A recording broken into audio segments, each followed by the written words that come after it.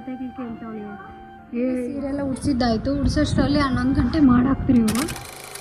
ಎಲ್ಲರಿಗೂ ನಮಸ್ಕಾರ, welcome back to my channel. ಇವತ್ತಿನ ಈ ವಿಡಿಯೋದಲ್ಲಿ ಕ್ಲೀನಿಂಗ್ ವಿಡಿಯೋ ಆಗಿರುತ್ತೆ. ಇವತ್ತು ಫುಲ್ ಕ್ಲೀನಿಂಗ್. ವರಮಹಾಲಕ್ಷ್ಮಿ ಹಬ್ಬಕ್ಕೆ ನಾನು ಒಂದು ವಾರ ಇಲ್ಲಿ ರಜಾ ಕೊಟ್ಬಿಟ್ಟು ಹೋಗ್ಬಿಟ್ಟಿದ್ದೆ ನಮ್ಮ ಮಮ್ಮಿ ಮನೆಗೆ.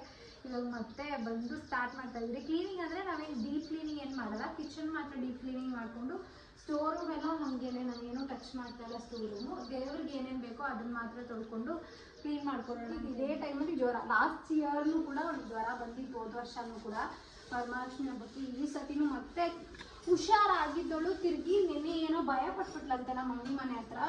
ನಾನು ಬಿಟ್ಬಿಟ್ಟು ಬಂದ್ಬಿಟ್ಟಿದ್ದೆ, ಬೆಳಗ್ಗೆನೆ ಬಂದ್ಬಿಟ್ಟಿದ್ದೆ. ಆಮೇಲೆ ಮಲ್ಕೊಂಡಿರ್ಬೇಕಾದ್ರೆ ಏನೋ ಮಿಷಿನ್ ಸೌಂಡ್ ಆಗಿದ್ದಕ್ಕೆ ಎದ್ರುಕೊಂಡು ಭಯ ಬಿಟ್ಬಿಟ್ಟು ಅವ್ಳಿಗೆ ಜ್ವರ ಬಂದ್ಬಿಟ್ಟೈತೆ. ನೋಡೋಣ. ಇನ್ನು ಕ್ಲೀನಿಂಗ್ ಕೆಲಸ ಅಂತ ಶುರುವಾಯಿತು. ಗೃಹ ಪ್ರವೇಶ ಎಲ್ಲ ಮುಗೀತು. ಅದೇ ಗುಂಗಲ್ಲೇ ನಾನಿದ್ದೆ. ಮನೆಗೆ ಬಂದು ಕ್ಲೀನಿಂಗ್ ಸ್ಟಾರ್ಟ್ ಮಾಡಿದ್ವಿ.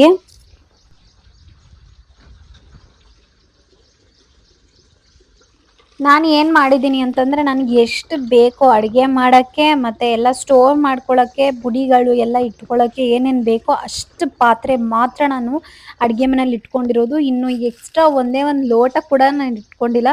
ಎಲ್ಲನೂ ಸ್ಟೋರ್ ರೂಮಲ್ಲಿ ಸೇರಿಸ್ಬಿಡ್ತೀನಿ. ಏನಕ್ಕೆ ಅಂತಂದರೆ, ಈ ರೀತಿ ಯಾವಾಗವಾಗ ಕ್ಲೀನ್ ಮಾಡ್ಕೋಬೋದು. ನಮಗೆ ಬೇಕಾದಾಗ ಪಾತ್ರೆಗಳೆಲ್ಲ ತೆಗ್ದು ನಾವು ಸಿಂಕಲ್ಲೇ ಕ್ಲೀನಾಗಿ ವಾಶ್ ಮಾಡ್ಕೊಬಿಡ್ಬೋದು. ಇಲ್ಲ ಅಂತಂದರೆ ಸುಮ್ಮನೆ ಶೋ ತೋರ್ಸೋಕೆ ಹೋಗಿ ಆಮೇಲೆ ನಮಗೆ ಕಷ್ಟ ಆಗೋದು. ನಾನು ಅದನ್ನು ಮಾಡಿ ನೋಡಿದ್ದೀನಿ. ಫಸ್ಟ್ ನಾನು ಸ್ಟಾರ್ಟಿಂಗ್ ಬಂದಾಗ ಎಲ್ಲ ಪಾತ್ರೆಗಳು ಅಡುಗೆ ಮನೆಯಲ್ಲಿ ಎಲ್ಲ ಕಬೋರ್ಡ್ಸಲ್ಲೂ ಇಟ್ಟಿದ್ದೆ. ಬಟ್ ಆದರೆ ಸಿಕ್ಕಾಪಟ್ಟೆ ಕಷ್ಟ ಆಗ್ಬಿಡ್ತಿತ್ತು ನನಗೆ. ಹಾಗಾಗಿ ನಾನು ಜಾಸ್ತಿ ಪಾತ್ರೆಗಳೇ ಇಟ್ಕೊಳಕ್ ಹೋಗ್ಲಿಲ್ಲ. ಶುಗ್ಗಿಗೆ ಮೈಗೆ ಹುಷಾರಿಲ್ಲ ಅಂತ ಹೇಳಿದ್ನಲ್ಲ, ಹಾಸ್ಪಿಟ್ಲಿಗೆ ಹೋಗ್ಬಿಟ್ಟು ಬಂದ್ಬಿಡೋಣ ಅಂತ ಹೋಗ್ತೀವಿ. 102 ಡಿಗ್ರಿ ಜ್ವರ ಇತ್ತು. ಆಮೇಲೆ ಅವರು ಟ್ಯಾಬ್ಲೆಟ್ ಎಲ್ಲ ಇನ್ಸರ್ಟ್ ಮಾಡಿದ್ರು. ಈಗ ನಾರ್ಮಲ್ ಆಗಿದ್ದಾಳೆ, ಈಗ ಚೆನ್ನಾಗೇನೆ ಇದ್ದಾಳೆ. ಇವತ್ತಿನ ಈ ವಿಡಿಯೋದಲ್ಲಿ ನಾನು ಬೇಬಿ ಕ್ಯಾರಿಯರ್ ಬಗ್ಗೆ ಹೇಳೋಣ ಅಂತೇಳಿ. ಎಲ್ಲ ಮಾಮ್ಸ್ಗೂ ತುಂಬಾ ಯೂಸ್ ಆಗುವಂಥ ಬೇಬಿ ಕ್ಯಾರಿಯರ್ ಅಂತ ಹೇಳ್ಬೋದು. ತುಂಬಾ ಹೆಲ್ಪ್ ಆಗುತ್ತೆ ಮಕ್ಕಳನ್ನ ಕಂಟ್ರೋಲ್ ಮಾಡೋಕ್ಕೆ. ಇದು ಬಂದು ಲವ್ಲ್ಯಾಪ್ ಅವರ ಅಡಾರ್ಡ್ ಬೇಬಿ 2-in-1 ಬೇಬಿ ಕ್ಯಾರಿಯರ್ ಆಗಿರುತ್ತೆ. ಇದನ್ನು ನಾವು 2 ರೀತಿಯಾಗಿ ಬಳಸ್ಬೋದು. ಮೆಟೀರಿಯಲ್ ವೈಸ್ ಅಂತೂ ಮಾತಾಡೋಂಗೆಲ್ಲ ತುಂಬಾ ಚೆನ್ನಾಗಿದೆ. ಆ್ಯಂಡ್ 100% ವರ್ತ್ ಪ್ರೈಸ್ ಅಂತ ನಂಗೆ ಅನಿಸ್ತು. ಇಲ್ಲೊಂದು ಪುಟಾಣಿ ಪಾಕೆಟ್ ಕೊಟ್ಟಿರ್ತಾರೆ. ಏನಕ್ಕೆ ಅಂತಂದರೆ, ಮೊಬೈಲ್ಸ್ ಆಗಿರ್ಬೋದು ಅಥವಾ ಏನಾದರೂ ಮಗುಗೆ ಕರ್ಚೀಫ್ ಏನಾದರೂ ಬೇಕು ಅಂದರೆ ನಾವು ಅದರಲ್ಲಿ ಇಟ್ಕೋಬೋದು ಆರಾಮಾಗಿ. ಆ್ಯಂಡ್ ಇಲ್ಲಿ ಬಂದು ನಮಗೆ ಇನ್ನೊಂದು ಪುಟಾಣಿ ಜಿಪ್ ಕೊಟ್ಟಿರ್ತಾರೆ. ಏನಕ್ಕೆ ಅಂತಂದರೆ, ಮಗು ನಿದ್ದೆ ಮಾಡಿದಾಗ ತಲೆಗೆ ಸಪೋರ್ಟ್ ಇರುತ್ತೆ, ಆರಾಮಾಗಿ ನಿದ್ದೆ ಮಾಡೋಕ್ಕೆ ಹೆಲ್ಪ್ ಮಾಡುತ್ತೆ ಇದು. ಬೇಡದೇ ಇದ್ದಾಗ ನಾವು ಈ ರೀತಿ ಸುತ್ತಬಿಟ್ಟು ಇದ್ರೊಳಗಡೆ ಜಿಪ್ ಹಾಕಿ ಇಟ್ಬಿಟ್ರೆ ಓಕೆ, ಆ ಮಕ್ಕಳು ಆರಾಮಾಗಿರ್ಬೋದು. ತುಂಬಾ ಬ್ಯೂಟಿಫುಲ್ ಆಗಿ ಇದನ್ನು ಡಿಸೈನ್ ಮಾಡಿದ್ದಾರೆ ಅಂತ ನಂಗೆ ಅನ್ಸುತ್ತೆ. ಏನಕ್ಕೆ ಅಂತಂದರೆ, ಮಗುನ ಕೂರಿಸ್ಕೊಂಡಾಗ ಮಗುಗೆ ಹತ್ತಿ ಥರ ಇರಬೇಕು ಅಂತ ಹೇಳಿ ಇಲ್ಲಿ ಪುಟಾಣಿ ಒಂದು ಪಿಲ್ಲೋ ರೀತಿಯಲ್ಲಿ ಕೊಟ್ಟಿದ್ದಾರೆ. ಇದ್ರ ಮೇಲೆ ಕೂರಿಸ್ಕೊಂಡ್ರೆ ಅಫ್ಕೋರ್ಸ್ ಮಗುಗೆ ಹಾಯಾಗಿರುತ್ತೆ. ಚಿಕ್ಕ ಮಗುನು ಕೂಡ ಆರಾಮಾಗಿ ನಾವು ಇದರಲ್ಲಿ ಕೂರಿಸ್ಕೋಬೋದು. 100% ವರ್ತ್ ಪ್ರೈಸ್ ಅಂತ ಹೇಳ್ಬೋದು. ಇದನ್ನು ನಾವು 2 ರೀತಿಯಾಗಿ ಬಳಸ್ಬೋದು. ಒಂದು ಮುಂದಗಡೆ ಹಾಕೋಬಹುದು, ಮತ್ತೊಂದು ಹಿಂದ್ಗಡೆ ಕೂಡ ಹಾಕೋಬಹುದು. ಯಾಕಂತಂದ್ರೆ ನಮಗೆ ಸ್ವಲ್ಪ ಕಷ್ಟ ಆಯ್ತು ಅಂತಂದ್ರೆ ನಾವು ಈ ರೀತಿ ಚೇಂಜ್ ಕೂಡ ಮಾಡ್ಕೋಬಹುದು. ಮಗು ಕೂಡ ಕಂಫರ್ಟಬಲ್ ಆಗಿರ್ಬೇಕು ಅಂಡ್ ನಮಗೂ ಕೂಡ ಕಂಫರ್ಟಬಲ್ ಆಗಿರ್ಬೇಕಲ್ವಾ. ಹಾಗಾಗಿ ಇದು ಬ್ಯಾಕ್ ಸೈಡ್ ಮಾತ್ರ ಇಲ್ಲಿ ಹುಕ್ ಹಾಕಕ್ಕೆ ಯಾರ್ದಾದ್ರೂ ಹೆಲ್ಪ್ ತಗೋಬೇಕಾಗುತ್ತೆ. ಸರ್ಕಸ್ ಮಾಡಿದ್ರೆ ಖಂಡಿತ ನಾವು ಕೂಡ ಹಾಕೋಬಹುದು. ನೀವು ಕೂಡ ಯಾವ್ದಾದ್ರು ಬೇಬಿ ಕ್ಯಾರಿಯರ್ನ ತಗೋಬೇಕು, ಚೆನ್ನಾಗಿರೋದು ಬೇಕು ಅಂತಂದ್ರೆ ಖಂಡಿತ ಲವ್ಲ್ಯಾಪ್ಗೆ ಒಂದ್ಸತಿ ಟ್ರೈ ಕೊಡಿ. ತುಂಬಾ ಅಂದ್ರೆ ತುಂಬಾ ಬ್ಯೂಟಿಫುಲ್ ಆಗಿದೆ ಆ್ಯಂಡ್ ವರ್ತ್ ದ ಪ್ರೈಸ್. ಇದು ಸಿಕ್ಕಾಪಟ್ಟೆನೇ ಚೆನ್ನಾಗಿದೆ. ನಿಮಗೂ ಬೇಕು ಅಂತಂದರೆ ಅಮೆಝಾನ್, ಫ್ಲಿಪ್ಕಾರ್ಟ್ ಮತ್ತು ಲವ್ಲ್ಯಾಪ್ ಅವರ ವೆಬ್ಸೈಟಲ್ಲಿ ಕೂಡ ಚೆಕ್ ಮಾಡ್ಬೋದು.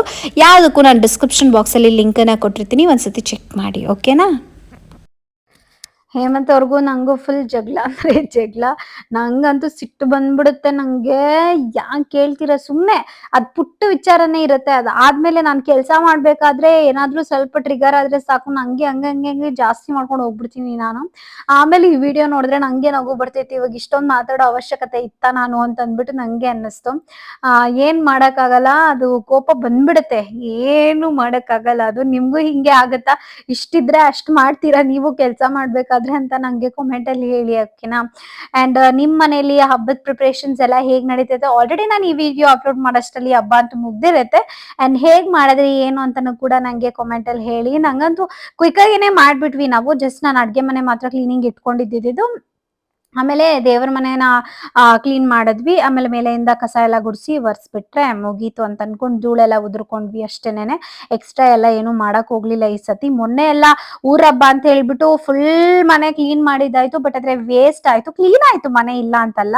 ಬಟ್ ಆದ್ರೂ ಕೂಡ ನಾವ್ ಎಷ್ಟು ಎಲ್ಲ ಶಾಪಿಂಗ್ ಮಾಡಿದ್ವಿ. ಅರೌಂಡ್ ನಾನಂತೂ ಒಂದು 30,000 ತನಕ ಖರ್ಚಾಗಿತ್ತು ನಂದು. ಅದ್ ನೋಡಿದ್ರೆ ವೇಸ್ಟ್ ಆಯ್ತು. ಬಟ್ ಆದ್ರೆ ಸೀರೆ ನೋಡೋಣ, ಫ್ಯೂಚರ್ ಅಲ್ಲಿ ಏನ್ಕಾದ್ರೂ ಬೇಕಂದ್ರೆ ಅದ್ರಲ್ಲಿ ಬಳಸ್ಕೊಳ್ಳೋಣ ಅಂತ ಹೇಳಿ ಸಮಾಧಾನ ಮಾಡ್ಕೊಂಡು ಸುಮ್ನೆ ಆದ್ವಿ. ಅಡ್ಗೆ ದೇವ್ರ ಮನೆ ಎಲ್ಲ ಕ್ಲೀನ್ ಮಾಡಷ್ಟರಲ್ಲಿ ನಮ್ ಶುಕಿ ಅಂತೂ ಯಾವ ತರ ಇರಿಟೇಟ್ ಮಾಡ್ಬಿಟ್ಲು ಅಂತಂದ್ರೆ, ನಾನು ಉಜ್ಬೇಕು, ನನ್ಗೂ ನೀರ್ ಕೊಡು, ನಂಗೂ ಸೋಪ್ ಬೇಕಂತೆ, ಎಲ್ಲಾ ಬೇಕು ಬೇಕು ಬೇಕು ಅಂತ ಹಠ ಮಾಡ್ತಾಳೆ. ಇವಾಗ ಚೆನ್ನಾಗ್ ಅರ್ಥ ಆಗೋದ್ರಿಂದ ಸ್ವಲ್ಪ ಕಷ್ಟ. ಮಕ್ಕಳು ಎಲ್ಲಾನು ಗೊತ್ತಾಗುತ್ತೆ ಅವ್ರಿಗೆ, ಎಲ್ಲಾನು ಕಲ್ತ್ಕೊಂಡಿರ್ತಾರಲ್ವಾ, ಇನ್ನು ಕಲ್ತ್ಕೋಬೇಕು ಅಂತ ಅನ್ಬಿಟ್ಟು ಅವ್ರು ಹೊಸಾದ್ ನೋಡಿದಷ್ಟು ಕ್ವೆಶನ್ಸ್ ಜಾಸ್ತಿ ಆಗ್ತಾ ಇರತ್ತೆ.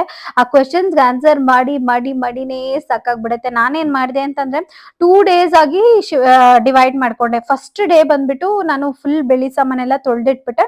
ಆಮೇಲೆ ಇದ್ ಬಂದು ಥರ್ಸ್ಡೇ ನಾನು ಏನ್ ಮಾಡಿದೆ, ಬಾಗಿಲ್ಗಳಿಗೆಲ್ಲ ಬಟ್ಟೆ ಇಟ್ಬಿಟ್ಟು ದೇವ್ರ ಮನೆ ಎಲ್ಲ ಕ್ಲೀನ್ ಮಾಡಿ ಥರ್ಸ್ಡೇ ಫುಲ್ ಪ್ರಿಪೇರ್ ಮಾಡ್ಕೊಂಡು ಫುಲ್ ಹೂವ ಎಲ್ಲ ಕಟ್ಕೊಂಡು ಎಲ್ಲ ಅವತ್ತೇ ಎಲ್ಲ ಮುಗಿಸ್ಬಿಟ್ಟೆ ನಾನಂತೂ. ನೆಕ್ಸ್ಟ್ ಡೇ ಅಂದ್ರೆ ವರಮಹಾಲಕ್ಷ್ಮಿ ಹಬ್ಬದ ದಿವಸ ಬಂದ್ಬಿಟ್ಟು ಜಸ್ಟ್ ದೇವ್ರ ಮನೇಲಿ ಹೂವ ಹಾಕ್ಬಿಟ್ಟು ಲಕ್ಷ್ಮಿನ ಕೂರ್ಸೋ ತರ ಅಷ್ಟೇ ಇಟ್ಕೊಂಡಿದೀವಿ. ಮಕ್ಳಿರೋ ಮನೇಲಿ ನಾವ್ ಎಷ್ಟು ಬೇಗ ಕೆಲಸ ಮಾಡ್ತೀವೋ ನಮ್ಗೆ ಅಷ್ಟೇ ಈಸಿ ಆಗುತ್ತೆ. ಅಂಡ್ ಬೇಗನೂ ಕೂಡ ಕೆಲಸ ಮುಗಿಯತ್ತೆ. ನಮ್ಮನೇಲಿ ಬೇಗ 5 ಗಂಟೆಗೆಲ್ಲ ಪೂಜೆ ಮಾಡೋದ್ರಿಂದ ನಾವು ಬೇಗನೆ ಪ್ರಿಪೇರ್ ಆಗ್ಬೇಕು.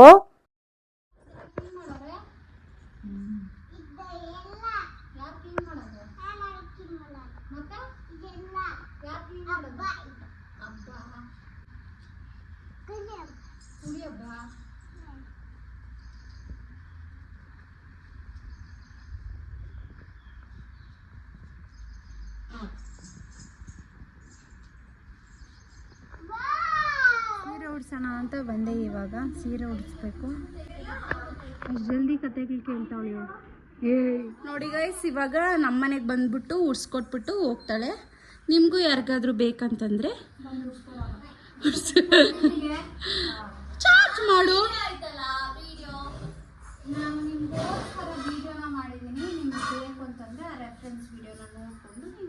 ಅದನ್ನ ಡಿಸ್ಕ್ರಿಪ್ಷನ್ ಬಾಕ್ಸಲ್ಲಿ ಕೊಟ್ಟಿರ್ತಾಳೆ. ಆಲ್ರೆಡಿ ಇದು ವಿಡಿಯೋ ಮುಂದಕ್ಕೆ ಬರುತ್ತೆ. ನೆಕ್ಸ್ಟ್ ವಾರ ಯಾರನ್ನ ಕುಣ್ಸಂಗಿದ್ರೆ ಯೂಸ್ ಆಗುತ್ತೆ, ನೋಡ್ಕೊಳ್ಳಿ. ಹೆಂಗ್ ಗೊತ್ತಾ ಮಾಡೋದು ವಿಡಿಯೋ? ನೀನೇನ್ ಮಾಡ್ತಾ ಇದೀಯಾ ಗೈಸ್? ಅಮ್ಮ ಗೈಸ್ ನೋಡಿ ಗೈಸ್, ಹೋದ್ ವರ್ಷನೂ ನಾನು ನಮ್ಮ ಮಮ್ಮಿ ಮನೆಗೆ ಹೋಗಿ ಸೀರೆ ಡ್ರೇಪ್ ಮಾಡಿದೆ. ಪ್ರತಿ ವರ್ಷ ನಾನು ಅಲ್ಲಿ ಉಡಿಸ್ತಿದ್ದೆ. ಅರೌಂಡ್ 5 years ಇಂದ ಕಂಟಿನ್ಯೂಸ್ ಆಗಿ ಉಡಿಸ್ತಾ ಇರೋದು ನಾನು. ಅದಕ್ಕೆ ಮುಂಚೆ ಎಲ್ಲ ನಮ್ಮ ಮಮ್ಮಿ ಮಾಡ್ಕೋತಾ ಇದ್ರು. ನಂಗೆ ಈ ಸೀರೆ ಎಷ್ಟು ಇಷ್ಟ ಆಯ್ತು ಅಂತಂದ್ರೆ, ತುಂಬಾ ಅಂದ್ರೆ ತುಂಬಾ ಚೆನ್ನಾಗಿದೆ. ಈ ಕಲರ್ ಕಾಂಬಿನೇಷನ್ ನಂಗೆ ಬ್ಯೂಟಿಫುಲ್ ಆಗಿತ್ತು. ನಂಗೆ ತುಂಬಾ ಇಷ್ಟ ಆಯ್ತು. ಅದು ದೇವ್ರ ಗುಡಿಸ್ಮೇಲಂತೂ, ಈ ಡಬಲ್ ಸ್ಟೆಪ್ ಕೂರ್ಸ್ಮೇಲಂತೂ ಸಖತ್ತಾಗಿ ಕಾಣಿಸ್ತಿತ್ತು. ಮೈಸೂರ್ ಸಿಲ್ಕ್ ಅಂತೂ ಸಿಕ್ಕಾಪಟ್ಟೆನೆ ಟ್ರೆಂಡಿಂಗ್ ಅಲ್ಲಿದೆ ಈಗಂತೂ. ಯಾರು ನೋಡು ಮೈಸೂರ್ ಸಿಲ್ಕ್ ಉಟ್ಕೋತಾರೆ. ಹಂಗೇನೆ ನಮಗೂ ಆಸೆ ಆಗುತ್ತಲ್ಲ ಬೇರೆಯವ್ರು ಉಟ್ಕೊಬೇಕಾದ್ರೆ. ಹೆಣ್ಮಕ್ಳಿಗೆ ಅದು ಸಹಜವಾದ ಗುಣ. ಯಾರಾದ್ರೂ ಹಾಕೊಂಡಿದ್ರೆ ನನ್ನ ಹತ್ರನೂ ಆತರ ಬೇಕು ಅನ್ನೋದು ಖಂಡಿತವಾಗ್ಲು ಎಲ್ಲರಿಗೂ ಇದ್ದೇ ಇರತ್ತೆ. ನಾನು ಕೂಡ ತಗೊಂಡ್ಬಿಟ್ಟಿದ್ದೀನಿ. ಅಂಡ್ ನಮ್ಮ ಮಮ್ಮಿ ಹತ್ರ ಇರ್ಲಿಲ್ಲ, ಹಂಗಾಗಿ ನಮ್ಮ ಮಮ್ಮಿ ತಗೊಂಡ್ರು. ನಮ್ ಶುಕಿ ಅಂತೂ ಎಲ್ಲಾರ್ಗು ಅರ್ಶನ ಕುಂಕುಮ ಇಟ್ಟಿ ಇವಳು ಒಂಥರ ಡಿಫ್ರೆಂಟ್ ಆಗ್ಬಿಟ್ಟವಳೆ.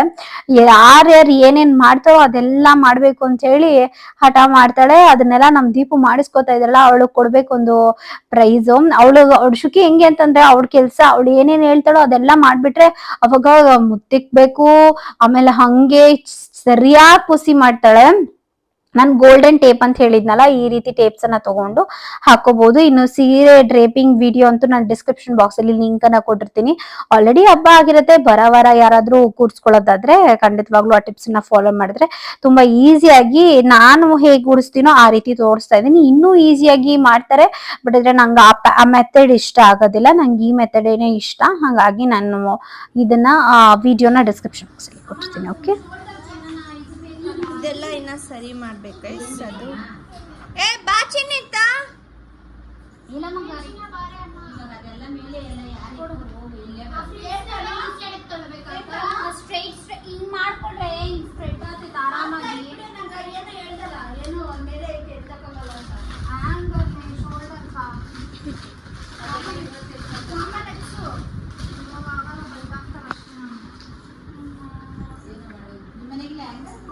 ಫೈನಲ್ ಆಗಿ ಕಾಲಿಡ್ಬೇಕು.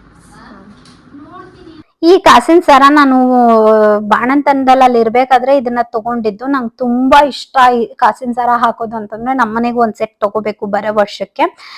ಈ ಡಾಬ್ ಎಲ್ಲ ಬಂದ್ಬಿಟ್ಟು ನಮ್ಮ ಮಮ್ಮಿ ತಗೊಂಡ್ ಸುಮಾರು ವರ್ಷ ಆಯ್ತು. ಅದು ಎಷ್ಟು ಚೆನ್ನಾಗಿದೆ ಅಂತಂದ್ರೆ ಕಾಸು ಕೊಟ್ಟಂಗ್ ಕಜ್ಜಾಯ ಅನ್ನೋದು ಇದಕ್ಕೇನೆ. ನಾವ್ ಎಷ್ಟು ದುಡ್ಡು ಕೊಟ್ಟು ತಗೋತೀವೋ ಅದಷ್ಟೇ ಚೆನ್ನಾಗಿರುತ್ತೆ. ಆಯ್ತು ಉಡ್ಸೋಷ್ಟ್ರಲ್ಲಿ 11 ಗಂಟೆ ಮಾಡಾಕ್ತಿರಿ ಇವರು. ಇವಾಗ ನಾನು ಮನೆಗೆ ಹೋಗಿ ನಮ್ಮನೆ ಲಕ್ಷ್ಮಿನ ಕೂರಿಸ್ಬೇಕು. ಸಕ್ಕದಾಗಿ ಕಾಣಿಸ್ತಿದೆ. ಕಾಂಪಿಟೇಷನ್. 5 ನಿಮಿಷ ಜಾಸ್ತಿ. ಆಯ್ತಕ್ಕ.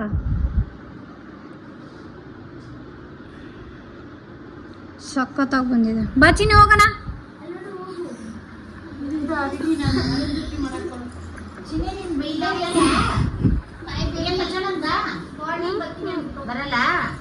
ಬಾಯ್.